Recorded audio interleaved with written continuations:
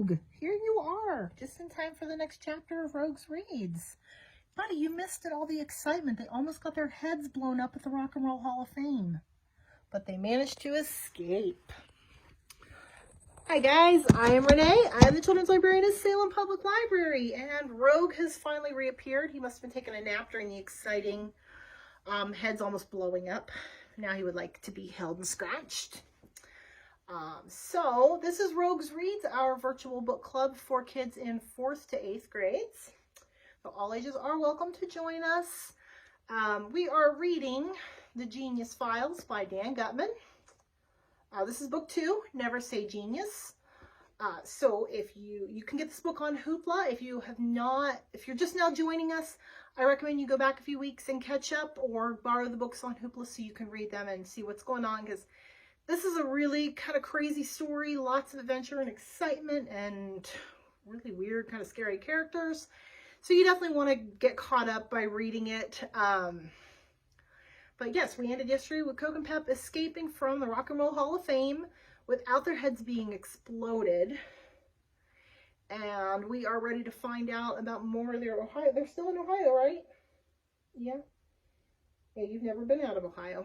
Nope. He was born here in Ohio, and this is the only place he's ever been. In fact, he hasn't been too many places other than this house. All right, I got to put you down so I can read. Yeah.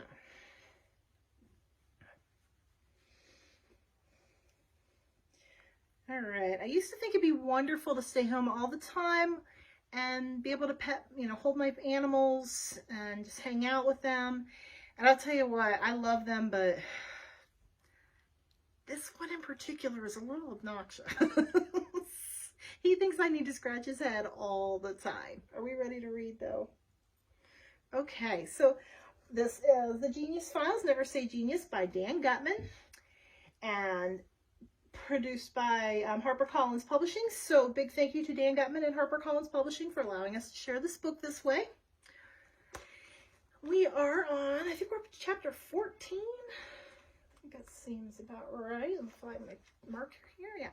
So chapter 14, Preserving the Hoover Legacy. Dr. McDonald pulled out of the Rock and Roll Hall of Fame parking lot and drove past the stadium where the Cleveland Indians play their home games. "I'm so disappointed," Mrs. McDonald said as she thumbed through her Ohio guidebook. "What's wrong, honey?" "The Goodyear World of Rubber Museum is closed," she said sadly. "It would have been perfect for Amazing But True." "What a shame," Dr. McDonald said, rolling his eyes. "I'm so sorry." I don't think he is. On the inside, he was cheering. The last thing he wanted to do was visit a museum devoted to rubber. This would be one less ridiculous tourist attraction he would have to endure. "But I was thinking we could visit the Goodyear Air Dock," Mrs. McDonald said. "It's in Akron, less than an hour south of here." "Air Dock? What's that?" Dr. McDonald asked suspiciously. "It's a place where they used to build Goodyear blimps," she told him. "It's 22 stories high and 4 football fields could fit inside at the same time. It says here it's the largest building in the world that doesn't have interior supports.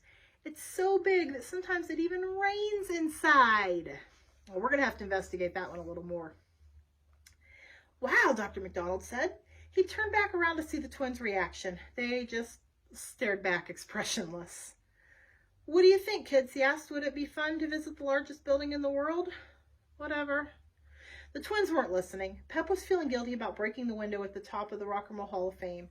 If anybody found out who did it, they could get into serious trouble. And Coke was thinking about Mrs. Higgins. She had tried to kill them 3, 4, maybe 5 times now. Each time they escaped.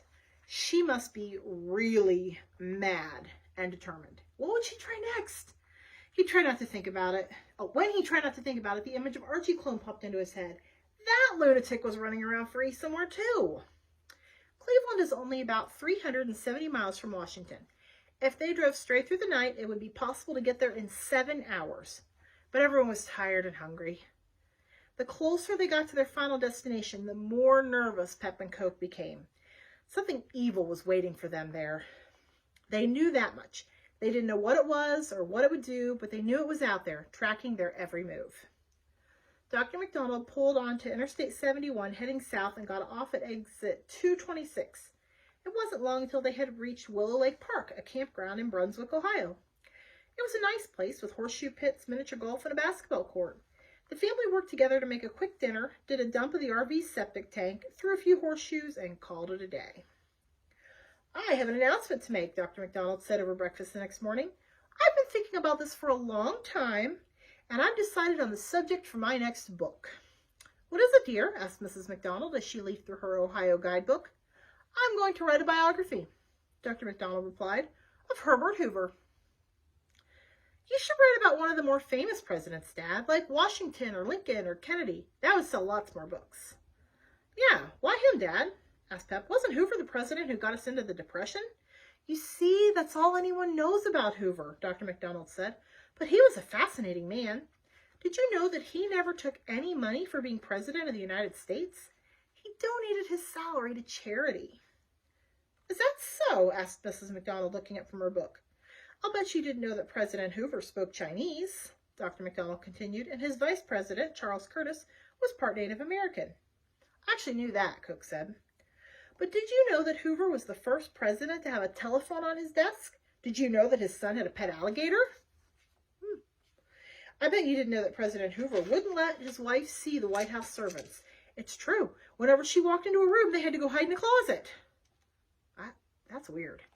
President Hoover sounds like a weirdo, Dad, Coke remarked. Exactly, Dr. McDonald said.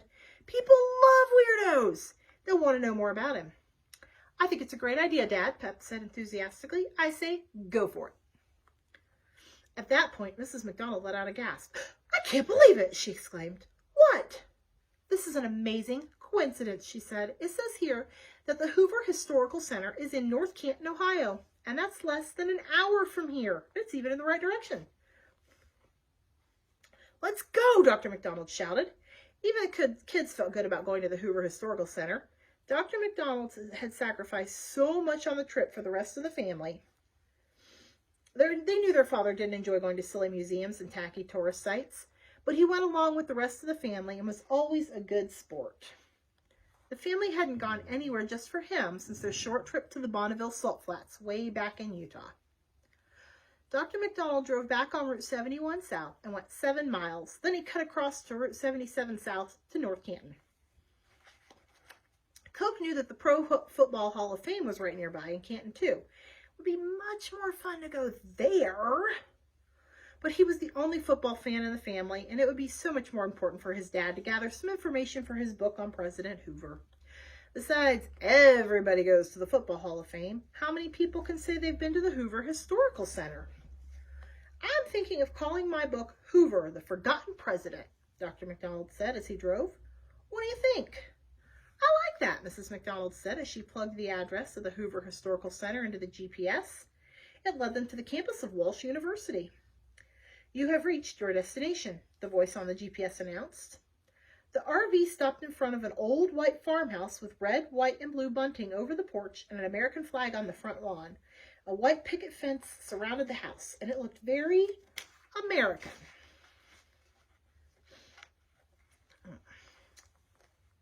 I wonder if this was President Hoover's boyhood home, Mrs. McDonald said. I thought he grew up in Iowa, said Dr. McDonald. He pulled out a pen and paper so he could take notes. Mrs. McDonald volunteered to take photos that could be used in the book. Coke and Pep prepared themselves mentally for a few hours of boredom. Even if President Hoover did get his son a pet alligator, this place was probably going to be, as Coke put it, Snoozeville. Now, I want to stop right here, and I just want to put this out there before we get to this part. Canton, Ohio has another big association with Hoover that doesn't have anything to do with President Hoover. So think on that for a minute, see if you can remember or learn what, maybe ask your grown-ups, what does Canton and Hoover have to do with each other if you don't already know? All right, so here we go. We'll get started again here. They opened the gate and went inside the Hoover Historical Center. An older woman was sitting behind a desk.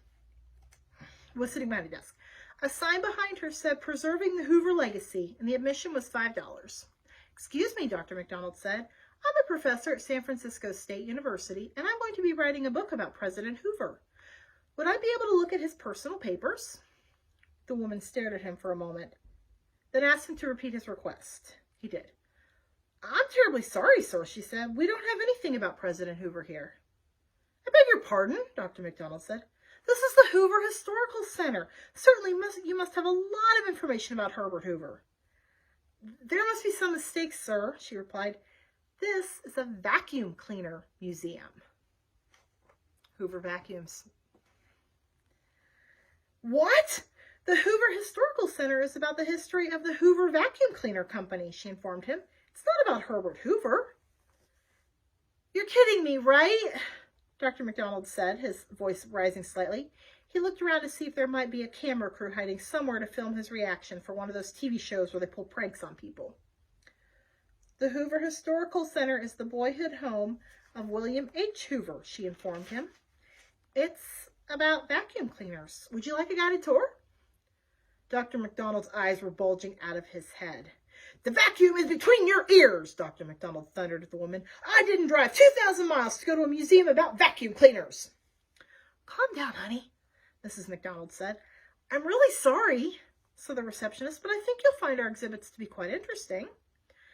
In fact, the Hoover Historical Center was quite interesting, after the rest of the family managed to calm Dr. McDonald down and agree to take the tour.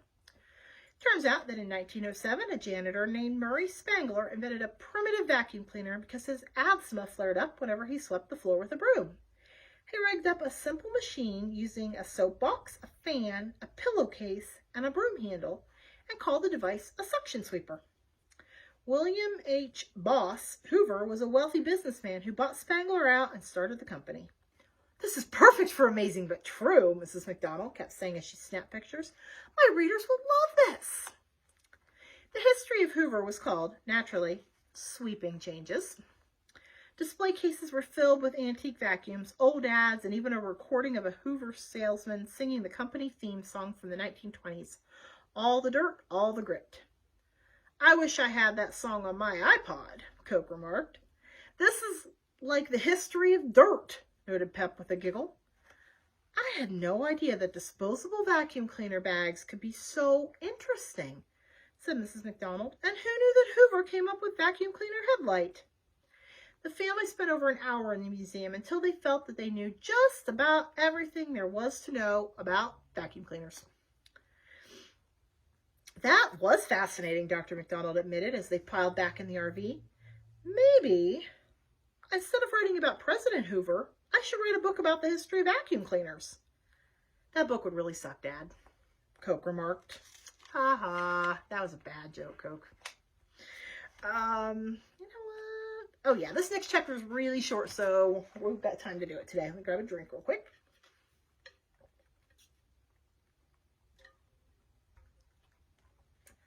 Chapter 15, The Next Cipher. Ooh, we're getting another cipher.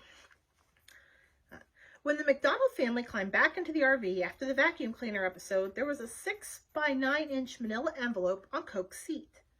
He didn't think anything of it at first and put it aside. It wasn't until a few minutes later that he realized the envelope had not been there before. He tore it open. Inside was a sheet of lined paper with this written on it. SSGBETPLARAAENXRNDNX. Another cipher. Oh no, Coke muttered out loud. What is it, honey? Asked his mother from the front of the RV. Nothing, Mom, Coke said. I just dropped something. Silently, he handed Pep the sheet of paper. His photographic memory was very powerful, but when it came to deciphering secret messages, he was pretty much useless. Pep looked over the paper. There was no obvious patterns. Backwards, the letters meant nothing. Skipping letters didn't work. None of the usual strategies she knew seemed to fit. Embedded words like BET were always a distraction. She could solve some ciphers almost instantly. This one was not easy. It would take some time. Dr. McDonald suddenly pulled off the road into a strip mall. Why are we stopping, Ben? asked Mrs. McDonald. I saw a cell phone store, he said. We need to get new ones for the kids. Oh, yeah.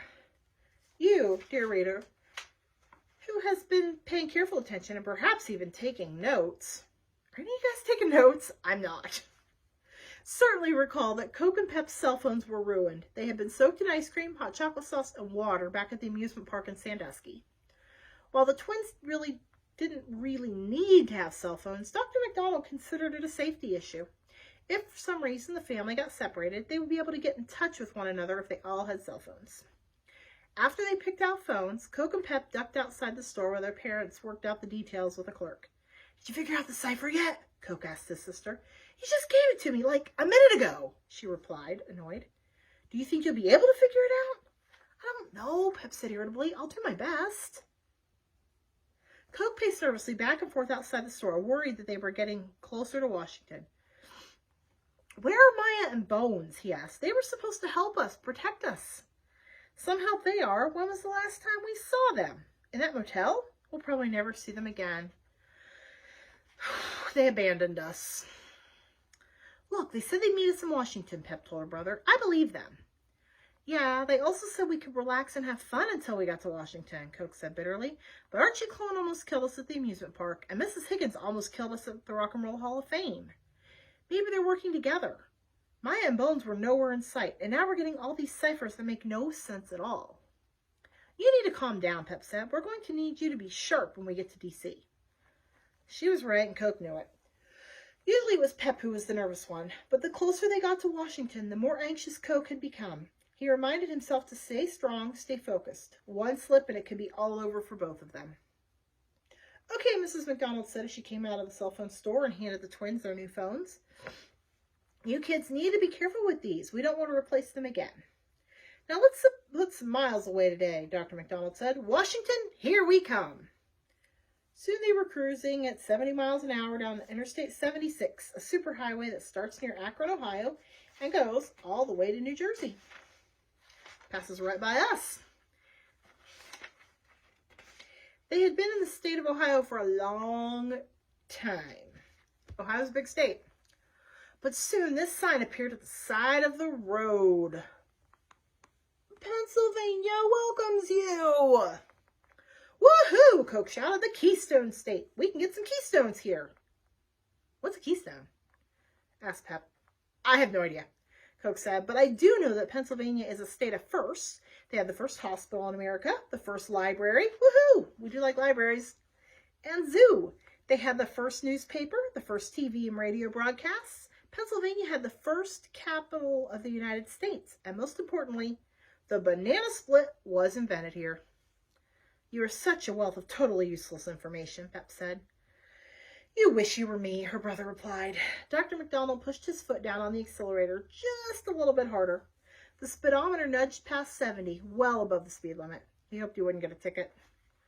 All four McDonalds looked out the window. After they had crossed in the Pennsylvania state line, there was the definite feeling they had finally reached the eastern part of the country. They were just 287 miles from Washington now, and no longer felt like a distant land. 2 weeks earlier, Coke and Pep had been on the beach of the Pacific Ocean. Now the Atlantic Ocean was just a few hours away. Soon they would be in the nation's capital, and as they looked out at the window and watched the world go by, they wondered what awaited them in Washington. And that is where we are stopping for today. So we will start tomorrow with chapter 16, The Guy with the Black Cowboy Boots. They've got a cipher to figure out. And what are we going to look up? Oh! We've got a cipher. And oh, I was going to find out about